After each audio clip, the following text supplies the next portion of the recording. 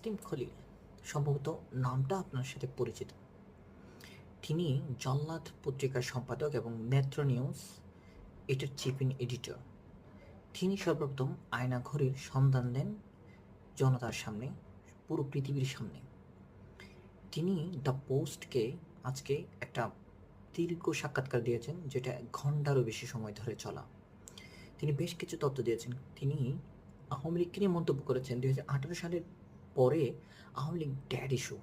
আওয়ামী লীগ এই সংগঠনটা ছিল না আসলে। এটা একটা রাজনৈতিক দল হিসেবে কাজ করে নাই।